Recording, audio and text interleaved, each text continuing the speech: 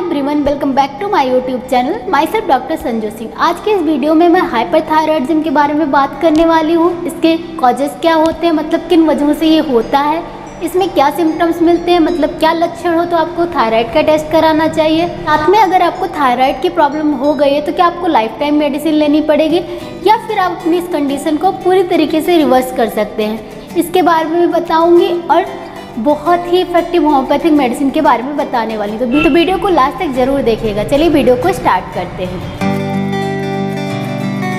इससे पहले कि हम जाने कि हाइपरथायरॉयडिज्म क्या होता है, हम थोड़ा सा थायराइड के बारे में जानते हैं। तो थायराइड एक इंडोक्राइन ग्लैंड होता है जो हमारे नेक में यहाँ पर प्रेजेंट होता है और ये बटरफ्लाई शेप का यानी तितली के आकार का ग्लैंड होता है। इसमें से बेसिकली दो हार्मोन सिक्रेट होते हैं, T3 यानी ट्राई आइड्रोथायरोनिन और T4 यानी थायरॉक्सिन। इसका जो मेजर काम होता है वो होता है हमारी बॉडी में मेटाबॉलिज्म के प्रोसेस को रेगुलेट करना। मेटाबॉलिज्म को अगर मैं इजी लैंग्वेज में समझाऊं तो जब भी हम कुछ फूड इनटेक करते हैं, कुछ भी हम खाना खाते हैं, तो हमारी बॉडी किन तरीक़ों से उस खाने को एनर्जी के रूप में यूज करती है, उस प्रोसेस को मेटाबॉलिज्म कहते हैं। और उस प्रोसेस को रेगुलेट करता है हमारा थायराइड ग्लैंड जो सभी में प्रेजेंट होता है, बच्चे से लेके बूढ़ों में, मेल फीमेल सब में ये ग्लैंड प्रेजेंट होता है। इसके अलावा थायराइड ग्लैंड का और भी काम होता है, जैसे कि हमारी बॉडी में कार्बोहाइड्रेट फैट के मेटाबॉलिज्म को रेगुलेट करना, प्रोटीन सिंथेसिस को रेगुलेट करना, साथ में हमारे बॉडी में टेम्परेचर को भी रेगुलेट करता है और हमारे हार्ट रेट को भी इन्फ्लुएंस करता है। तो इसके बहुत सारे काम होते हैं। इसके अलावा ये बॉडी में कैल्शियम को भी रेगुलेट करने में हेल्पफुल होता है। जब ये हाइपर एक्टिव हो जाता है यानी कि इसमें से हार्मोन ज़्यादा सिक्रीट होने लग जाते हैं तो उस कंडीशन को हाइपरथायरॉयडिज्म कहते हैं। और जैसे जैसे हार्मोन ज़्यादा सिक्रीट होते हैं वैसे वैसे बॉडी में मेटाबॉलिज्म का प्रोसेस भी फास्ट हो जाता है और इसकी वजह से कई बार अनइंटेंशनल वेट लॉस और इरेगुलर हार्ट बीट, एरिथमिया ये सब देखने को मिलता है। वहीं अगर ये अंडर एक्टिव हो जाए और हार्मोन जो है वो कम सिक्रीट करे, कम निकले हार्मोन्स, तो उस कंडीशन को हाइपोथायरॉयडिज्म कहते हैं, जहाँ पे हमारे बॉडी का मेटाबॉलिज्म जो होता है वो स्लो हो जाता है। इस वीडियो में मैं हाइपरथायरॉयडिज्म के बारे में बात कर रही हूँ। हाइपोथायरॉयडिज्म के बारे में मेरा एक अलग से वीडियो है, उसका लिंक मैं डिस्क्रिप्शन बॉक्स में दे दूँगी, तो आप वो चेकआउट कर सकते हैं।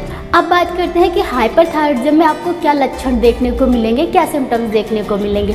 तो सबसे पहला तो जैसे मैंने बताया कि ये हमारी बॉडी में मेटाबॉलिज्म को रेगुलेट करता है। अब अगर हार्मोन्स ज़्यादा हो गए तो मेटाबॉलिज्म का रेट भी हाई हो जाता है, जिसकी वजह से आप बहुत तेज़ी से वेट लॉस करने लग जाते, जबकि आपकी एपेटाइट नॉर्मल रहती है या फिर कई बार बढ़ भी जाती है, लेकिन आप में वेट लॉस हो रहा है। तो अगर आप में अनइंटेंशनल वेट लॉस हो रहा है विदाउट एनी रीज़न तो आप बिल्कुल सावधान हो जाइए, आपको हाइपरथायरॉयडिज्म हो सकता है। दूसरे लक्षण की अगर हम बात करें तो जैसे मैंने बताया कि हार्ट रेट को इन्फ्लुएंस करता है, तो इसकी वजह से आपको पैल्पिटेशन देखने को मिल सकता है, आपको एरिथमिया यानी इरेगुलर हार्ट बीट देखने को मिल सकती है, आपको टैकीकार्डिया यानी कि इंक्रीज हार्ट रेट देखने को मिल सकता है।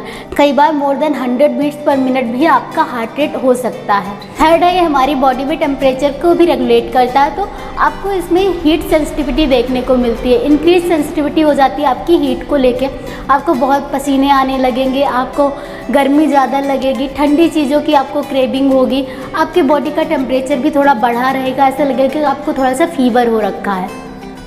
इसके अलावा आपकी एपेटाइट भी कई बार बहुत ज़्यादा बढ़ जाती है।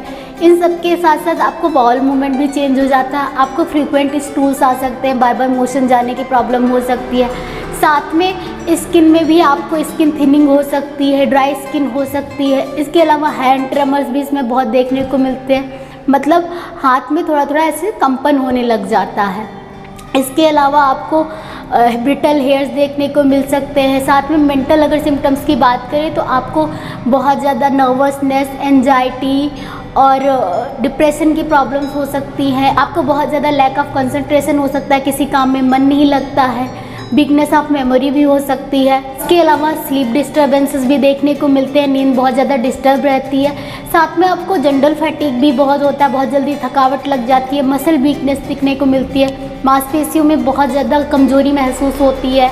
इसके अलावा फीमेल्स में मेंस्ट्रुअल साइकिल जो होती है वो डिस्टर्ब हो जाती है, प्रेगनेंसी में डिफ़िकल्टीज आने लग जाती है, कंसीव करने में प्रॉब्लम आ सकती है, लॉस ऑफ लिबिडो हो सकता है। मेल्स में कई बार गायनिकोमेस्टिया की प्रॉब्लम देखने को मिलती है, यानी मेल ब्रेस्ट की प्रॉब्लम देखने को मिलती है। इसके अलावा कुछ लोगों में थायराइड ग्लैंड जो है वो इनलार्ज हो जाता है, नेक में जो है स्वेलिंग देखने को मिलती है जिसे वाइटर कहते हैं। तो ये सारे कुछ इसके साइंस एंड सिम्टम्स होते हैं। अब अगर हम कॉजेज़ की बात करें तो कॉजेज़ में सबसे इम्पॉर्टेंट जो कॉज होता है वो होता है ग्रेव्स डिजीज़। ये एक ऑटोइम्यून डिजीज़ होती है जिसमें आपकी बॉडी की इम्यूनिटी ही थायराइड को अफेक्ट करने लगती है, जिसकी वजह से आपका थायराइड ग्लैंड जो होता है वो ओवर एक्टिव हो जाता है। दूसरा होता है अगर बॉडी में कोई इन्फेक्शन है, किसी भी वजह से कोई इन्फेक्शन हो रहा है, थायरॉइडाइटिस की कंडीशन हो रही है, तो इसकी वजह से अगर आपका थायराइड में इन्फेक्शन हो रहा है, इन्फ्लेमेशन हो रहा है, तो उसकी वजह से आपका थायराइड ग्लैंड ओवर एक्टिव हो सकता है। थर्ड है अगर थायराइड में कोई नोड्यूल हो रखा है, इसकी वजह से भी कई बार थायराइड ओवर एक्टिव हो जाता है, उसमें से ज़्यादा हार्मोन सिक्रीट होने लगते हैं। या फिर अगर आपकी डाइट में एक्सेस में आप आयोडीन ले रहे हैं तो उसकी वजह से भी आपको प्रॉब्लम हो सकती है। कुछ लोगों में बहुत ज़्यादा अगर मेंटल या फिजिकल स्ट्रेस होता है तो उसकी वजह से भी कई बार थायराइड जो होते हैं ओवर एक्टिव हो जाते हैं। अगर कोई सीवियर आपको स्ट्रेस हो रहा है तो उसकी वजह से आपके थायराइड ग्लैंड जो है ओवर एक्टिव हो सकते हैं। इसके अलावा फीमेल्स में प्रेगनेंसी के टाइम पे थायराइड में चेंजेस देखने को मिलते हैं, कभी हाइपोथायराइडिज्म कभी हाइपरथायराइडिज्म डेवलप हो सकता है जो प्रेगनेंसी के बाद ठीक हो जाता है। कुछ क्रोनिक बीमारियां होती हैं जैसे कि डायबिटीज़ मेलाइटस हो गया, टाइप 1 पर्नीशियस एनीमिया होगा, इन सारे इन्फेक्शन की वजह से भी आपको देखने को मिल सकता है कि ओवर एक्टिव थायराइड हो रहे हैं आपके। या फिर जेनेटिक हिस्ट्री जिनकी होती है, जिनकी फैमिली में थायराइड की प्रॉब्लम देखने को मिलती है, उनको भी चांसेस बहुत ज़्यादा रहते हैं। इसके अलावा ये किसी को भी हो सकता है लेकिन फीमेल्स में ये प्रॉब्लम ज़्यादा देखने को मिलती है। अब बात करते हैं कि इसको डायग्नोस कैसे किया जाता है। तो इसके लिए बेसिकली अगर आपको सिम्टम्स आ रहे हैं, आप डॉक्टर के पास जाते हैं, वहाँ पे सबसे इम्पॉर्टेंट टेस्ट जो होता है आपका ब्लड टेस्ट, जिसमें TSH, T3 और T4 चेक कराया जाता है। बेसिकली आपका T3 T4 बढ़ा होता है और TSH मोस्टली कम रहता है। इसके अलावा कुछ केसेस में अल्ट्रासाउंड भी करवाया जाता है नेक एरिया का, ताकि पता चल सके कोई नोड्यूल्स या कोई ट्यूमर तो नहीं डेवलप हो रहा है। तो ये सारे कुछ इसके टेस्ट किए जाते हैं। इसके अलावा कुछ स्पेसिफिक टेस्ट भी किया जाता है कई बार कॉजेज़ को जानने के लिए कि कहीं आपको पिट्यूटरी ट्यूमर तो नहीं है, एड्रिनल ट्यूमर तो नहीं है। ये सारे भी कुछ रीजंस होते हैं जिसकी वजह से आपको हाइपर एक्टिव थायराइड हो सकता है।